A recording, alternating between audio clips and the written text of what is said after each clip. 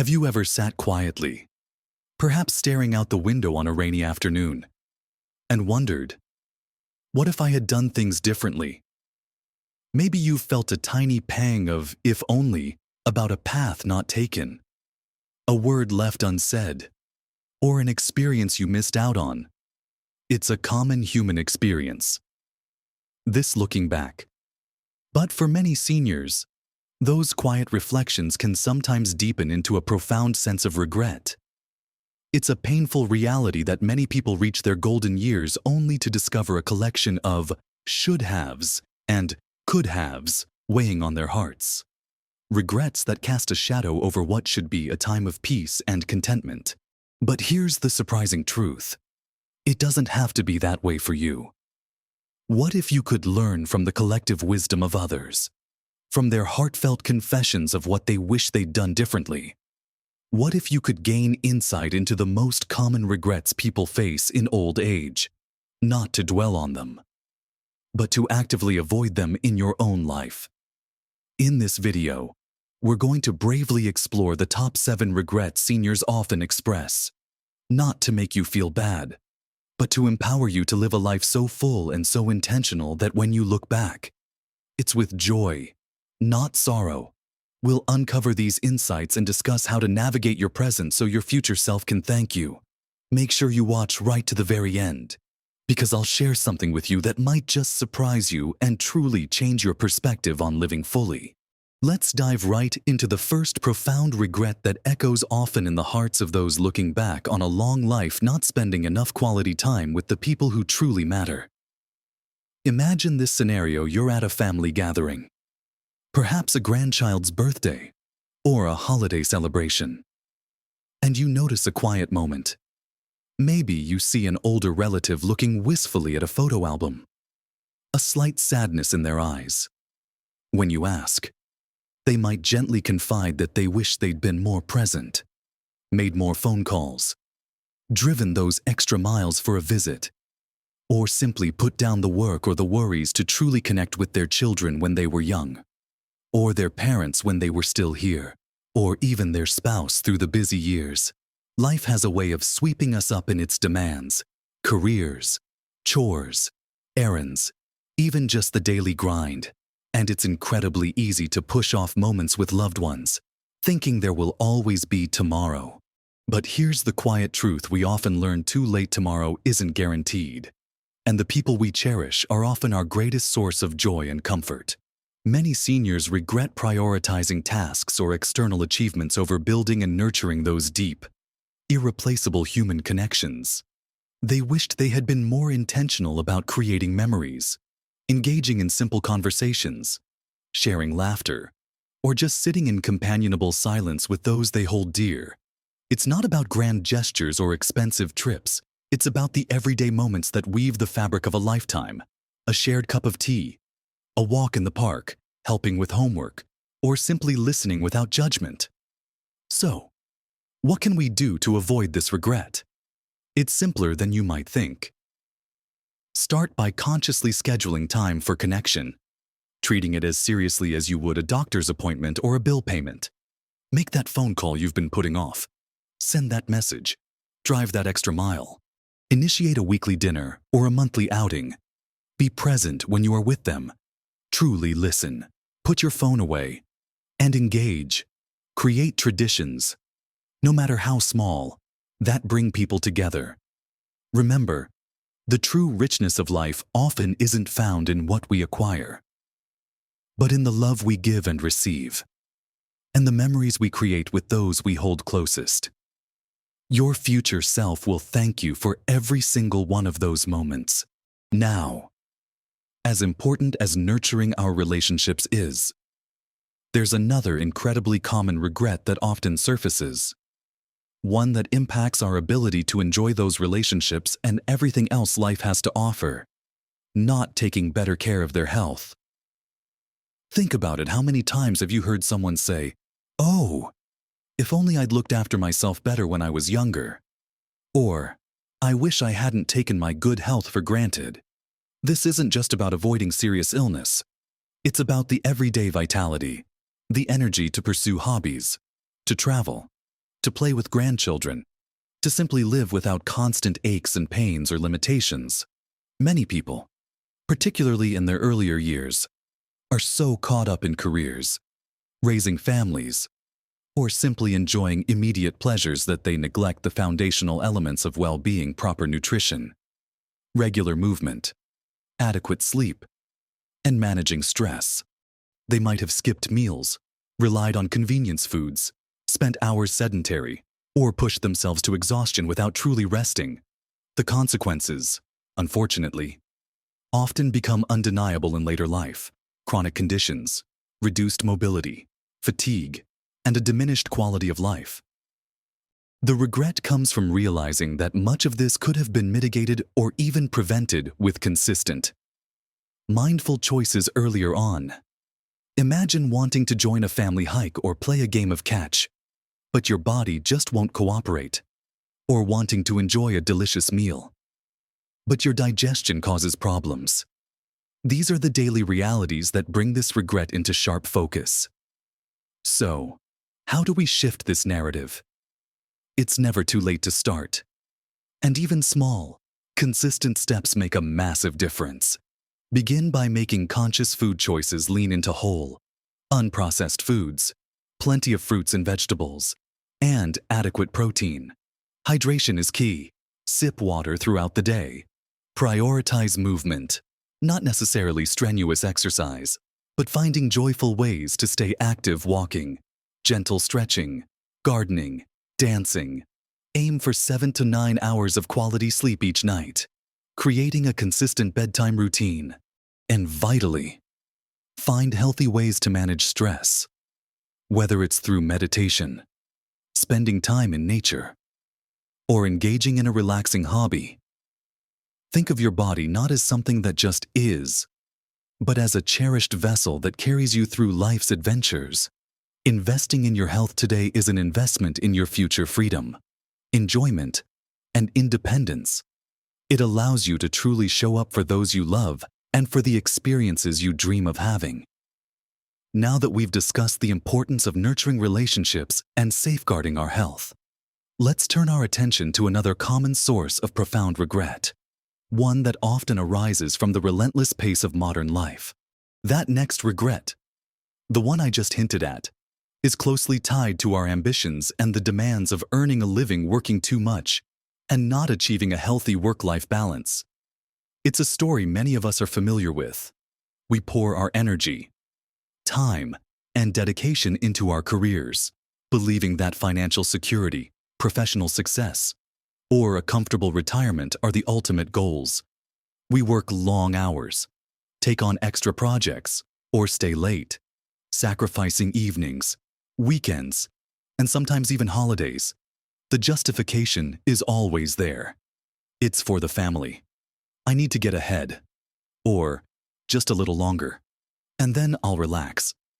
But for many, that little longer stretches into years, even decades, and the promised relaxation or balance never quite materializes. When they look back from their later years, many express a deep sorrow over the missed moments, the family dinners skipped, the children's recitals unattended, the hobbies neglected, and the personal well-being sacrificed at the altar of professional ambition. They realize that while work provides, it can also consume, and the true wealth of life often lies beyond the paycheck. The regret isn't about working hard.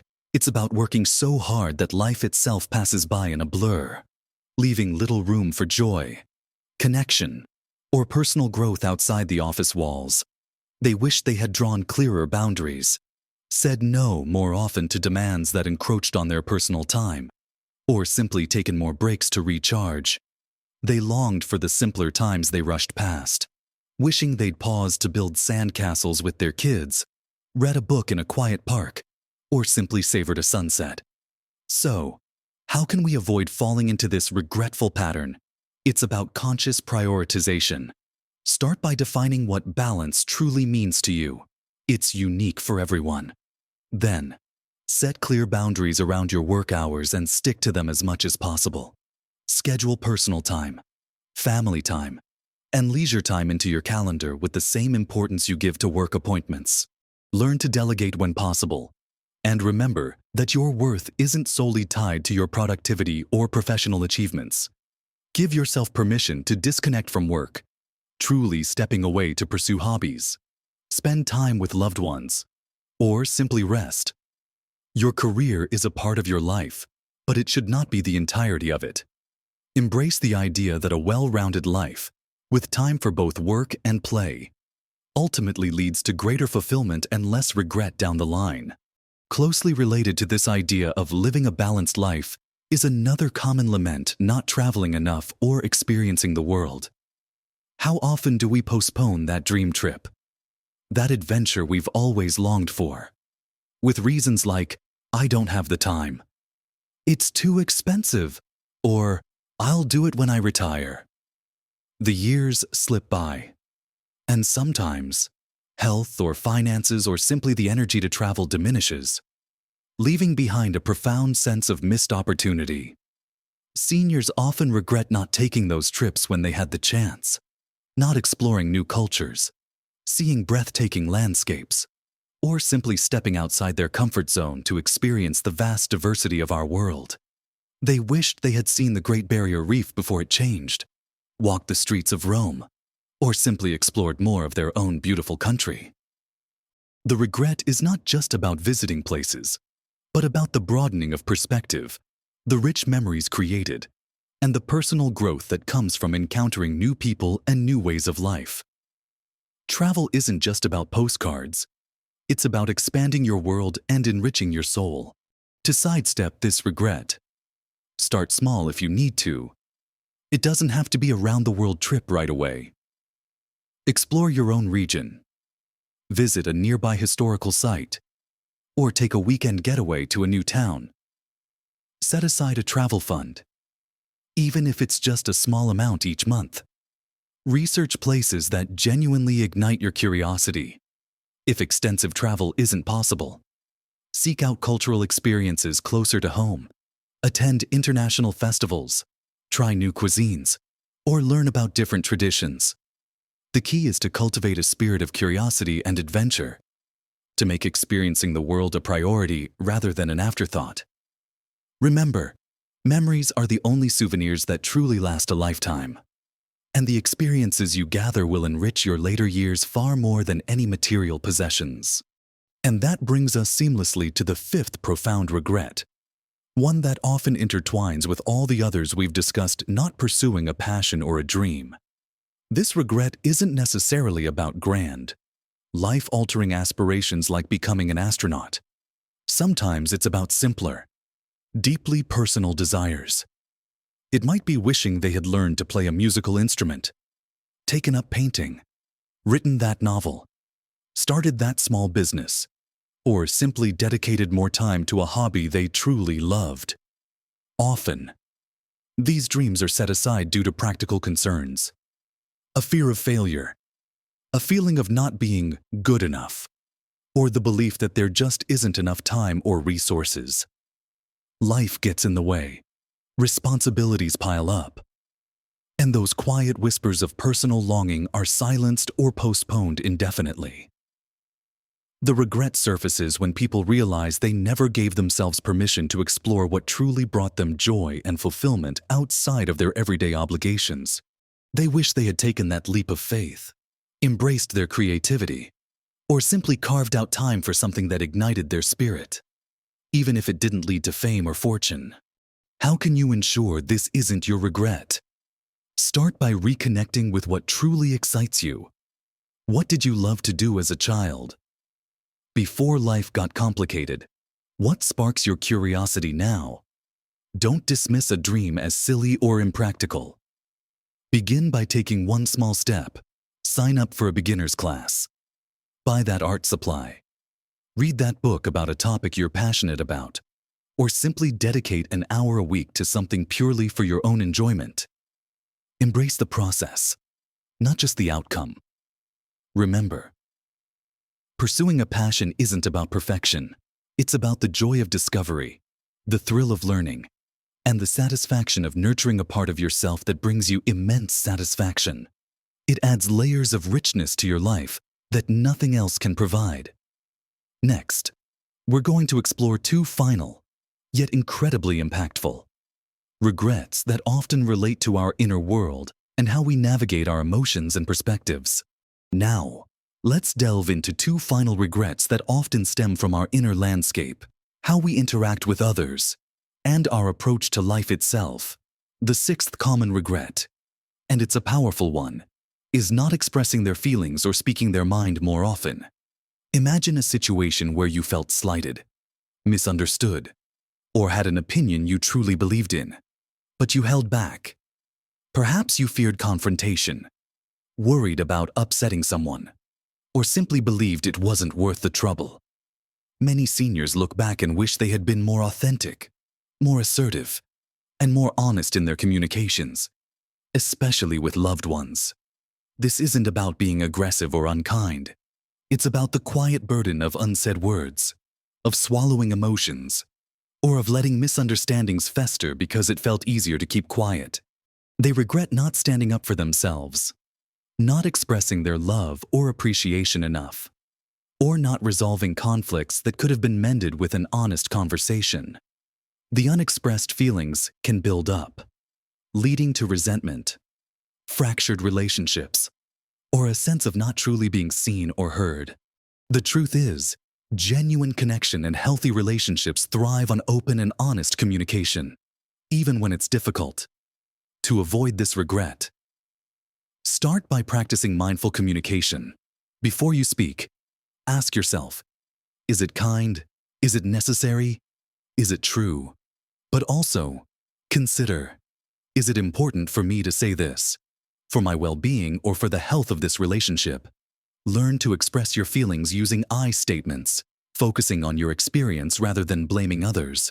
For example, instead of, "You always make me feel ignored," try, "I feel a bit left out when X happens." Practice active listening, truly hearing what others are saying, and don't shy away from expressing love, appreciation, or even apologies when they are due. Sometimes, the bravest thing we can do is to have a difficult conversation, because on the other side of it often lies greater understanding, deeper connection, and less regret. Your voice matters, and your feelings are valid. And finally, perhaps the most pervasive and heartbreaking regret of all, worrying too much and not enjoying life enough. This isn't about being irresponsible or ignoring problems, but rather about the tendency to let anxiety, fear, and overthinking overshadow the present moment. So many people spend their days consumed by worries about the past, anxieties about the future, or fretting over things completely outside their control. They worry about money, about what others think, about things that never even happen. When they look back, they realize how much precious time, energy, and joy they squandered on internal turmoil, missing out on the simple beauty and fleeting happiness of everyday life. They wished they had been more present, more grateful, and had allowed themselves to truly savor the good times instead of constantly anticipating the next challenge. The regret is for the peace that was never fully embraced, the laughter that was stifled by overthinking, and the vibrant moments that passed by unnoticed because their minds were elsewhere.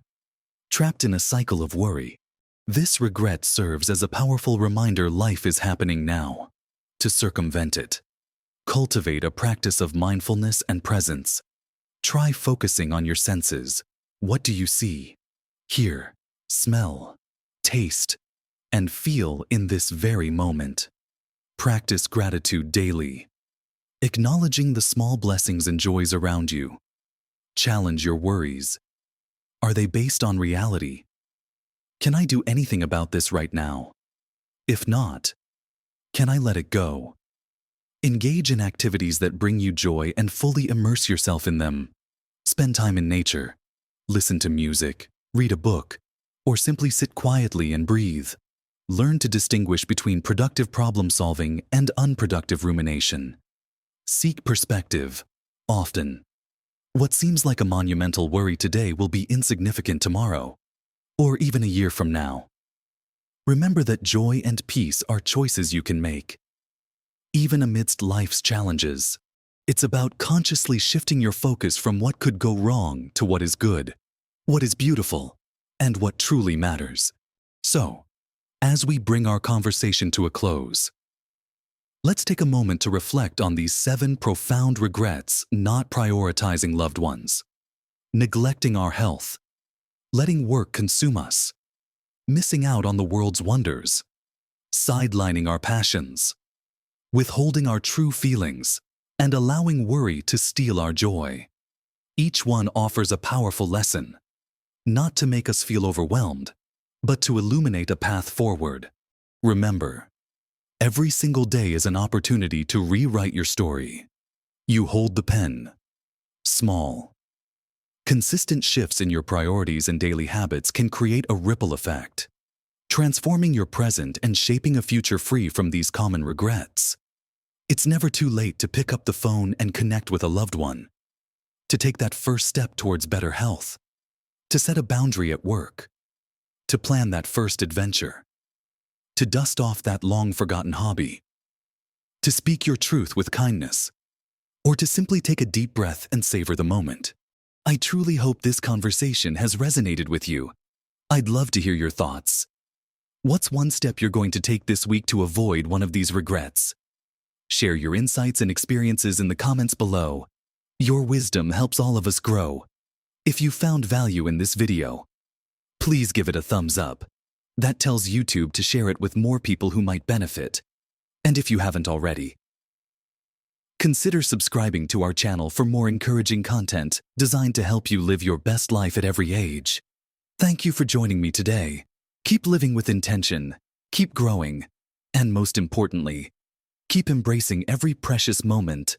Live your best life at every age.